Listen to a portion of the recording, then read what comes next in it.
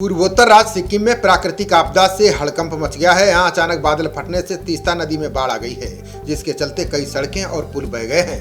भयावता का अंदाजा इस बात से लगाया जा सकता है कि बाढ़ में सेना के कई जवान भी लापता हो गए हैं। उत्तरी सिक्किम में लिहोनक झील के ऊपर अचानक बादल फटने से लाचेन घाटी में तीस्ता नदी में बाढ़ आ गई है, जिससे 15 से 20 फीट की ऊंचाई तक जलस्तर बढ़ गया है।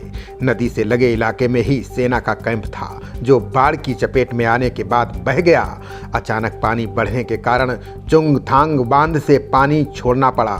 इसके बाद निचले इलाके भी डूबने लगे हैं। यहाँ सिंगताम के पास वारदांग में खड़े सेना के 41 वाहन डूब गए। इस दौरान 23 जवान लापता हो गए हैं। उनके पानी के बहाव में बहने की आशंका है। गुवाहाटी के डिफेंस पीआरओ के अनुसार हादसे के बाद सेना के लापता जवानों की तलाशी के लिए रेस्क्यू ऑपरेशन शुरू कर दिया गया है। स्थानीय प्रशासन भी अपने स्तर पर अभियान चला रहा है। कई लोगों के घर और वाहन कीचड़ में डूब गए हैं। वहीं भारी बारिश और बाढ़ से सिक्किम के अधिकांश जिलों में तबाही मच गई है। सड़कें, बांध, पुल सभी को भारी नुकसान हुआ है। त्रिपुरा में कल रात से लगातार भारी बारिश जारी है।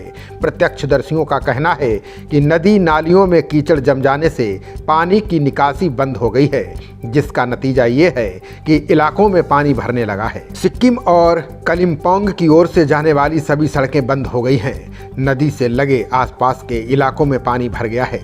कई घरों में भी नदी का पानी घुस आया है। लोग घर छोड़कर सुरक्षित इलाकों में चले गए हैं। सिक्किम के चुंगथांग में बांध को नुकसान हुआ है, जिसके बाद अचानक पानी भी ओवरफ्लो हो रहा है।